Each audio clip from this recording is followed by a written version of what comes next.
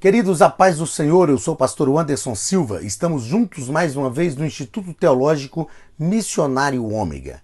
Na aula de hoje estudaremos sobre teologia do Novo Testamento. Nesta primeira aula iremos compreender como exaurir a teologia do Novo Testamento, como compreender esta teologia, quais são os princípios teológicos encontrados no Novo Testamento. Veremos também a importância de ter essa compreensão teológica da Bíblia, da Palavra de Deus. Então seja muito bem-vindo à nossa aula. Nós estamos iniciando a nossa primeira aula de teologia do Novo Testamento. Uma das primeiras coisas que eu gosto de falar nesta aula, tanto de teologia do Novo, quanto também de teologia do Antigo Testamento, é compreendermos o que é a visão bíblica e a visão teológica, o que é o conhecimento bíblico e o conhecimento teológico. O que é o conhecimento bíblico? O conhecimento bíblico lida, trata, trabalha com os fatos bíblicos. Conhecer a Bíblia não é necessariamente ter um conhecimento teológico da Bíblia.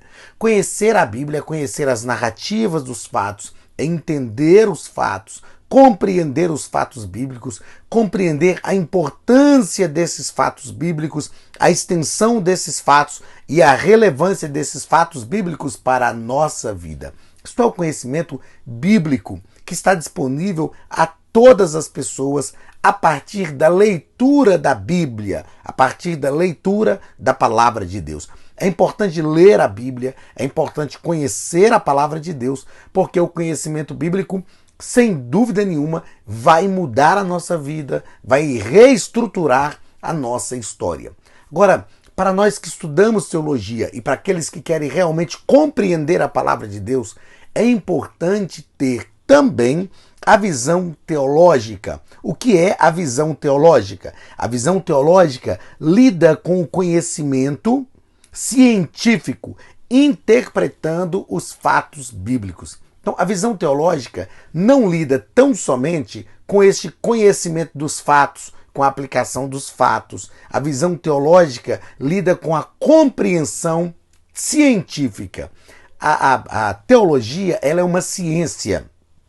A gente sabe que teologia são a ligação de dois termos gregos, theos, que é Deus, mais logia, que é estudo ou tratado. Então a teologia é o estudo ou tratado a respeito de Deus. E nesse estudo ou tratado a respeito de Deus, nós fazemos todo um percurso, nós trabalhamos toda uma visão interdisciplinar. O que é esta visão interdisciplinar? É nós entendermos os diversos ramos da teologia, as diversas disciplinas trabalhadas pela teologia, como cristologia, pneumatologia, teontologia, eclesiologia, escatologia, e enfim, são diversas as disciplinas. Nós precisamos ter uma visão interdisciplinar da Bíblia. Isto é científico, isto é trabalhado. E é por isso que nós estamos aqui no nosso curso de bacharel em teologia, embora sendo um curso livre, mas tem o objetivo de ensinar, de formar pensadores com uma visão teológica da Bíblia. Ao longo dos anos, nós, principalmente nós os pentecostais, não nos preocupamos com a visão teológica da Bíblia. Nos preocupamos tão somente com a visão bíblica, com conhecimento bíblico e não com conhecimento teológico. Aí você pode me dizer, mas professor, o conhecimento bíblico não é mais importante do que o conhecimento teológico? Não, porque o conhecimento bíblico sem o conhecimento teológico pode trazer uma interpretação equivocada de fatos. Então o conhecimento teológico é mais importante do que o conhecimento bíblico? Também não, porque se nós pensarmos só no conhecimento teológico e não pensarmos no conhecimento bíblico, nós não conseguiremos ter uma ação teológica correta, uma vez que para que tenhamos um bom conhecimento teológico, precisamos também de um bom conhecimento bíblico. Então, tanto o conhecimento bíblico quanto o conhecimento teológico são igualmente importantes para a teologia. Tá ok? Então, nós vamos estudar na aula de hoje, nessas duas aulas, na primeira aula de hoje e na segunda aula, vamos estudar sobre o conhecimento teológico. teologia do Antigo Testamento. Tá ok? Então, só recapitulando, o conhecimento bíblico trabalha com os fatos. O conhecimento teológico trabalha com conhecimento científico interpretando os fatos. Então veja que o conhecimento teológico é uma expansão, uma extensão, é um aprofundamento no conhecimento bíblico. E isso é muito importante. Outra coisa muito importante que é preciso dizer já nesse início é que os escritores da Bíblia não escreveram fazendo um tratado teológico, ok? Vou repetir. Os escritores da Bíblia não escreveram fazendo um tratado teológico. Por exemplo, quando eu vou falar isso mais adiante, mas só para exemplificar esta frase que eu acabei de dizer. Quando nós estudamos a Carta aos Romanos, teologicamente, nós vemos na Carta aos Romanos um tratado de soteriologia, doutrina da salvação. Entretanto, ao escrever a Carta aos Romanos, Paulo não tinha a intenção de fazer um tratado soteriológico. Paulo não se propõe a vou escrever uma teologia sistemática de doutrina da salvação. E então ele escreve a carta aos Romanos. Não é isso. Ele está escrevendo com uma intenção. Ele está escrevendo com um propósito específico. E nenhum escritor da Bíblia escreve com um propósito teológico. Nós vamos compreender isso já na parte introdutória da disciplina, que eu vou falar sobre a questão da visão teológica do Novo Testamento, e nós vamos compreender o que nós precisamos fazer para compreender a teologia do Novo ou a teologia do Antigo Testamento. Nós precisamos nos debruçar sobre os escritos, buscando neles um caminho teológico. Ou seja, a nossa ação aqui em teologia do Novo Testamento ou teologia do Antigo, na nossa aula de hoje, teologia do Novo, é exaurir, é extrair do Novo Testamento a visão teológica. E isto é importante, porque para nós termos uma fundamentação teológica, cientificamente falando, uma vez que estamos estudando dentro da teologia o tratado a respeito de Deus, e a Bíblia, a palavra de Deus, é o nosso maior manual de conhecimento de Deus. Então, tendo em vista que nós estamos buscando esse tratado teológico no Novo Testamento, nós precisamos fundamentar o nosso conhecimento e a nossa argumentação teológica na Bíblia, na palavra de Deus, nos escritos sagrados, escritos do cânon sagrado. Então, o que nós vamos fazer aqui em teologia do Antigo Testamento é trilhar, né, pelas páginas do Novo Testamento, eu disse antigo, né?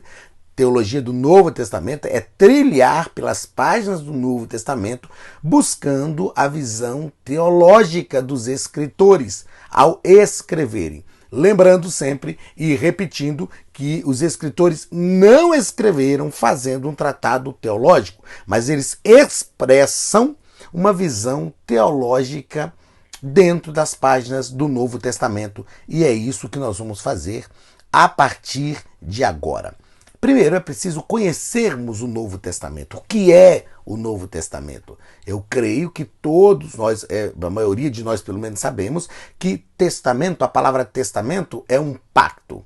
Alguns estudiosos não estão tratando mais o Novo Testamento de novo, para não tratar o Antigo Testamento de antigo ou de velho, para não dar esta visão ultrapassada para o Antigo ou Velho Testamento. Estão usando uma nomenclatura chamada de Primeiro Testamento e Segundo Testamento. Primeiro Testamento é uma alusão ao Antigo ou Velho Testamento e o Segundo Testamento uma alusão ao Novo Testamento. Eu vejo isso de forma muito interessante.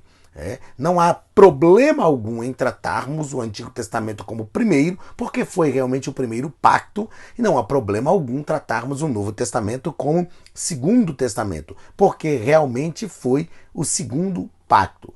Quando olhamos para o Antigo Testamento, percebemos que ele cobre um período de milhares de anos da história. E o Antigo Testamento tem uma característica muito peculiar. Todo o Antigo Testamento foi escrito para o povo judeu. Aliás, o Antigo Testamento registra a evolução do povo judeu, a evolução da nação judaica.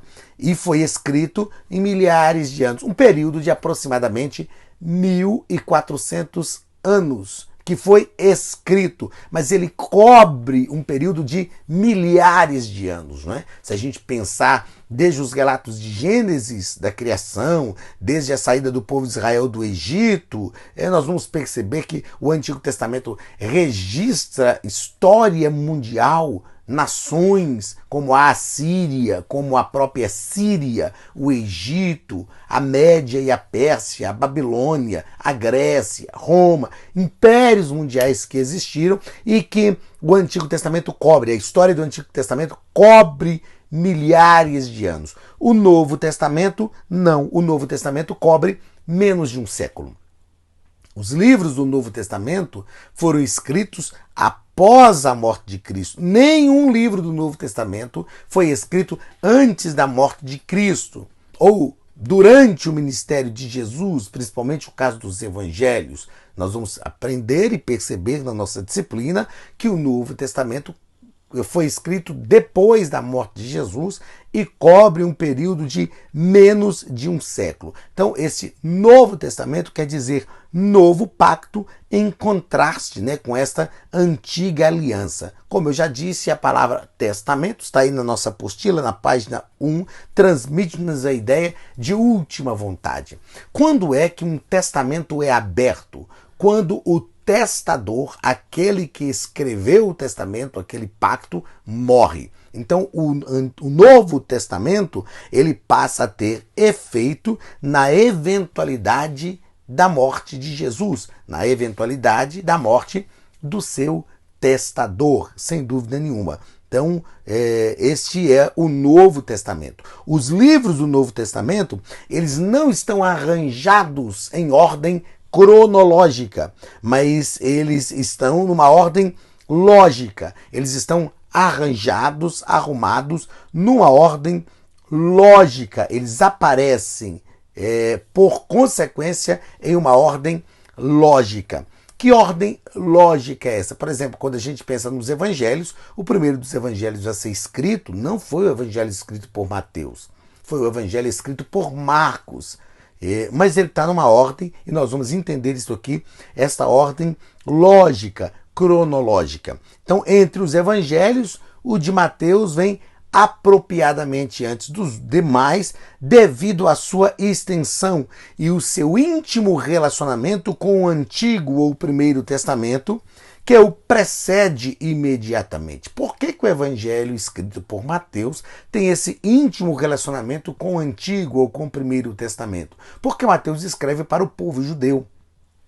E ao escrever para o povo judeu, a gente vai aprender sobre isso aqui também, nesta aula de hoje, ao escrever para o povo judeu, ele tem que ligar o Novo Testamento com o Antigo Testamento, até porque o Antigo Testamento já era as escrituras sagradas que o povo de Israel tinha em mãos. Se ele não fizesse esta ligação, ia ficar totalmente desconexo o seu evangelho, ou o evangelho que ele escreve, o evangelho de Jesus, segundo Mateus, e os judeus, alvo, destinatários deste evangelho, não o receberiam. Por isso, não que ele seja mais importante do que os outros, mas por causa da sua conexão com o Antigo Testamento. Aí depois nós temos o livro de Atos, que envolve uma narrativa bem sucedida do surgimento, expansão da igreja na Palestina e daí por diante pela Síria, pela Ásia Menor, pela Macedônia, Grécia e os lugares e até lugares distantes como Roma e Itália. Então nós vamos perceber que há a descrição dos evangelhos e depois o livro de Atos, que é um livro de história da igreja. Mostra a evolução, a expansão da igreja e como a igreja conquistou o mundo da sua época. Mostra também a chegada do evangelho entre os gentios, enfim, a história da igreja. Depois aí nós temos também as epístolas, a disposição das epístolas e finalmente nós temos o livro de Apocalipse, que explanam a significação teológica da história da redenção, além de extraírem daí certas implicações éticas. Então esta é a divisão do Novo Testamento. É importante nós pensarmos que tanto o Antigo quanto o Novo Testamento estão divididos em 4 blocos. O Antigo Testamento, eu vou só citar, só para a gente entender, mas o Antigo Testamento está dividido em Pentateuco, livros históricos, livros proféticos e livros poéticos. O Pentateuco, os 5 primeiros livros da Bíblia, os livros históricos, que contam a história do povo de Israel, a partir do livro de Josué, depois os livros proféticos, ou depois os livros poéticos, que são um conjunto de livros que apresentam princípios divinos para uma vida bem-sucedida, e depois os livros proféticos que mostram o brado de Deus contra o pecado e a restauração que Deus pode produzir. O Novo Testamento também é dividido em 4 blocos de livros. Os biográficos, que são os evangelhos, depois o livro histórico, que é só o livro de Atos, depois as epístolas, que são um compêndio doutrinário, e o livro de Apocalipse, que são as revelações das últimas coisas. Esses 4 blocos de livros do Novo Testamento são muito importantes e vão nos ensinar sobre esta divisão do Antigo Testamento ou do Novo Testamento, né? Vão nos ensinar sobre essa forma que se dividiu, que se organizou o Novo Testamento. Então vamos pensar nesta organização do Novo Testamento. A relevância teológica desta organização, por que ela é organizada desta forma. Então veja bem, nós temos na ordem aqui que nós já citamos, né, esses 4 blocos de livros. Nós temos os biográficos, depois o histórico, depois o compêndio doutrinário, que são as doutrinas, as cartas, e depois a revelação final.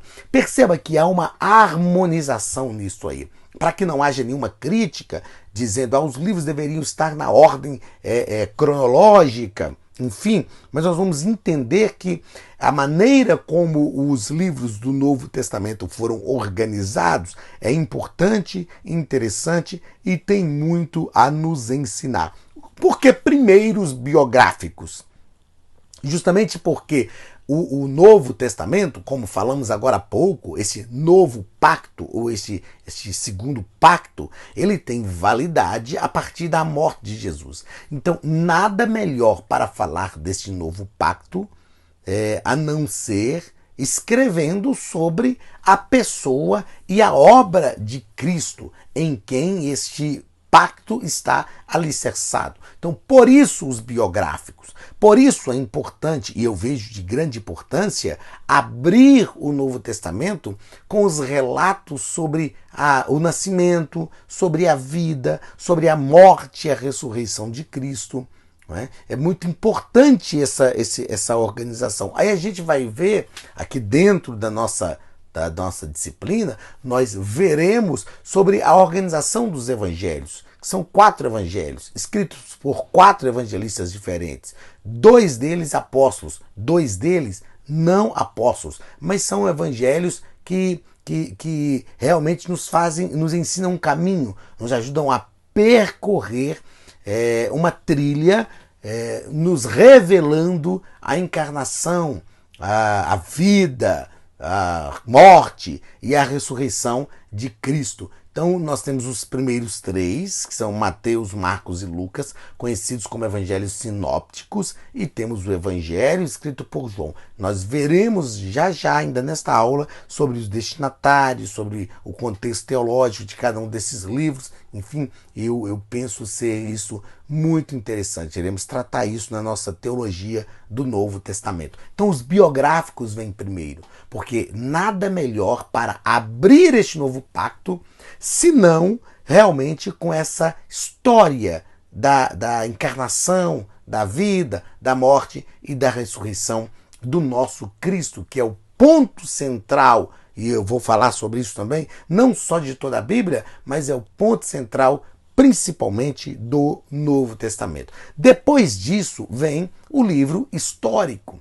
Por que é importante esta organização, não é? Depois dos biográficos que falam sobre a vida de Jesus, os 4 evangelhos, que são a biografia de Cristo. Por que é importante o histórico? Porque esse livro histórico vai mostrar que o propósito de Deus através de Cristo foi alcançado. Por exemplo, quando você lê e estuda o livro de Atos, foi escrito por Lucas, e depois você estuda o evangelista Lucas, né, que não foi apóstolo, foi discípulo de Paulo, e aí você, após estudar o evangelho escrito por Lucas, estuda o livro de Atos, você vai perceber que o livro de Atos dá uma continuidade daquilo que Lucas escreveu. Aliás, o que Lucas escreveu no evangelho, né, de Jesus.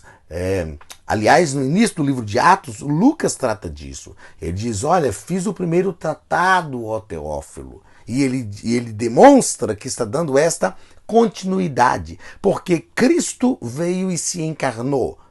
A vida dele é relatada, a encarnação, a vida, a morte e a ressurreição é relatada, escrita nos evangelhos. E o que acontece logo após isto? A história da igreja, a evolução da história da igreja. Então é importante sim, nesta ordem lógica, que este livro histórico viesse após os biográficos. Depois disso vem um compêndio doutrinário, que são as cartas, né? Cartas paulinas, cartas joaninas, cartas petrinas, carta de Tiago, carta de Judas, epístolas que são chamadas, algumas delas, né, dessas que eu citei, estão dentro de um conjunto de epístolas que são chamadas de epístolas gerais, né, que não são as epístolas paulinas, porque é importante também esta organização, teologicamente falando, porque as cartas são, como eu disse, um compêndio doutrinário,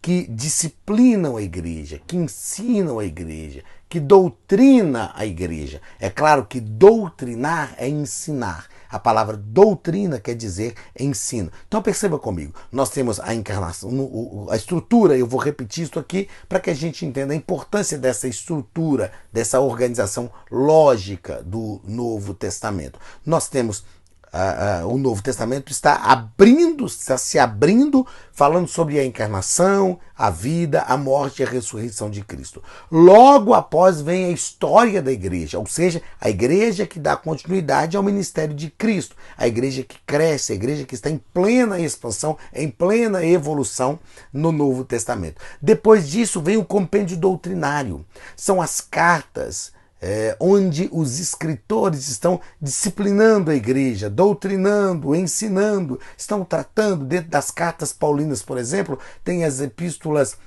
pastorais, as cartas pastorais, onde ele está ensinando Timóteo e Tito a serem obreiros de excelência. Então perceba que isso é uma necessidade da igreja. Nas cartas que Paulo escreve, nós vemos ele disciplinando diversas igrejas em diversas situações. A igreja de Corinto, a igreja da Galácia, a igreja em Éfeso, a igreja de Colossos, a igreja de Tessalônica, elas são disciplinadas, ensinadas por Paulo. Ou seja, nós temos os biográficos, depois dos biográficos temos o livro histórico, depois do livro histórico temos este compêndio doutrinário que está disciplinando a vida da igreja. E por fim, nós temos o livro da Revelação, que é o livro de Apocalipse, o que João está nos escrevendo ao registrar o Apocalipse. Revelações de Deus para os últimos dias. E João escreve o livro de Apocalipse, nós vamos perceber na aula que vem, vamos tratar dessa teologia do Apocalipse e vamos aprender que João está escrevendo para a igreja que estava sofrendo perseguições. E ele ensina a igreja que valia a pena sofrer perseguições, que valia a pena suportar as aflições, porque o Cristo da igreja é um Cristo vencedor, é um Cristo que está vivo e a igreja vence junto com o seu Cristo. Então perceba que essa organização neotestamentária ela é muito importante para o estudo teológico. Aí é o que eu disse no início da nossa aula aqui. Talvez ela não pode ter uma relevância tão grande para o estudo, para o conhecimento bíblico, não é? Porque o conhecimento bíblico se atém então somente ao conhecimento dos fatos. Mas essa estrutura organizacional do Novo Testamento é extremamente importante para o conhecimento teológico, porque dá uma ordem lógica, uma evolução lógica do Novo Testamento. E isso sim é extremamente importante e extremamente relevante. Voltando ao que estávamos dizendo sobre a organização de cada um desses livros, nós falamos aí dos livros históricos, né, das epístolas, depois do livro de Apocalipse. E falando dessa organização lógica, entre as epístolas de Paulo, as de Paulo ocupam o primeiro lugar entre elas. Por quê? Porque Paulo foi o maior escritor do Novo Testamento. Não é? Então ele tem uma ênfase, uma relevância muito interessante no Novo Testamento. E entre as epístolas paulinas, a ordem que foram arrumadas, né, organizadas no cânon, segue primeiramente a ideia de extensão crescente. Por exemplo, a carta aos Romanos vem primeiro, segue esta ideia de extensão, depois as duas cartas à igreja de Corinto, depois a carta aos Efésios, depois aos Filipenses, e assim segue a ideia de extensão. Depois das epístolas paulinas, nós estamos pensando só nessa organização ainda, depois das epístolas paulinas vem a carta aos Hebreus, que embora sendo anônima é muito interessante.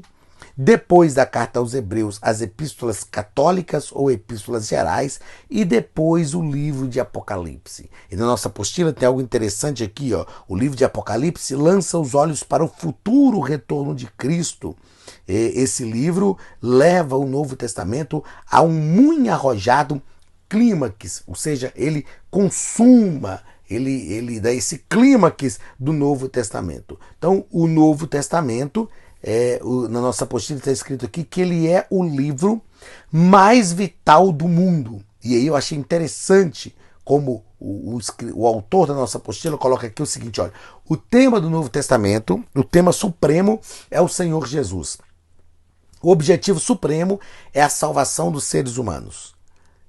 O projeto supremo é o reinado final do Senhor Jesus no império sem limites. Perceba que o escritor da nossa apostila coloca que o Novo Testamento é o livro mais vital do mundo. E ele deixa claro que isto porque Cristo é o tema central, o tema supremo é o Senhor Jesus. É claro que o tema central de toda a Bíblia é o Senhor Jesus. É claro que Jesus é o cerne, é o centro de toda a Bíblia. Entretanto, no Novo Testamento nós temos um Cristo encarnado. Ele está aqui encarnado. Não é só uma promessa como no Antigo Testamento, não é só um vislumbre disso como no Antigo Testamento. Cristo está presente agora. No Novo Testamento ele está encarnado. Então isso é relevante, isso é importante, isso é histórico. Não tem jeito de nos furtar a este registro histórico. Não tem jeito de fugir, de escapar desse registro histórico, deste evento histórico que foi o nascimento de Jesus Cristo. Não é? Então vejam bem, antes de entrar na análise teológica dos evangelhos e dos demais livros do Antigo Testamento, que nós faremos na aula que vem, eu quero pensar com vocês algo que eu disse aqui bem no início. Pensemos o seguinte, eu disse que os escritores não escreveram um tratado teológico e nós hoje fazemos uma análise do que eles escreveram a fim de percebermos o que temos de tratado teológico e fundamentarmos a nossa teologia ali. Então vamos pensar em alguns tratados teológicos que nós temos no Novo Testamento, no geral. De forma geral. Depois, na aula que vem, nós vamos falar de alguns tratados teológicos especificamente, de alguns livros. Vamos estudar sobre a teologia joanina, a teologia petrina, a teologia paulina. Vamos estudar isso na nossa próxima aula. Mas na aula de hoje, vamos pensar sobre esta análise teológica que nós fazemos do Novo Testamento. Por exemplo, se nós queremos estudar cristologia no Novo Testamento, qual é o livro ou os livros que nós estudamos? Os evangelhos. Os evangelistas estão fazendo um tratado teológico de cristologia? Não, de forma alguma. Mas eles estão falando, olha, da encarnação de Cristo. Eles estão falando da vida de Cristo. Eles estão falando da morte de Cristo, da ressurreição de Cristo. Em diversos textos do Novo Testamento, dos evangelhos, mais especificamente falando, nós temos alguns tratados sobre a união hipostática de Cristo, ou as duas naturezas de Cristo. Então, o que nós percebemos? Os evangelhos fazem um tratado teológico sobre a pessoa e a obra de Cristo. Embora não fosse intenção dos escritores escreverem um tratado teológico de cristologia, mas quando nós nos lançamos, mergulhamos nos evangelhos, nós temos ali um tratado sobre a pessoa e a obra de Cristo, ou seja, cristologia.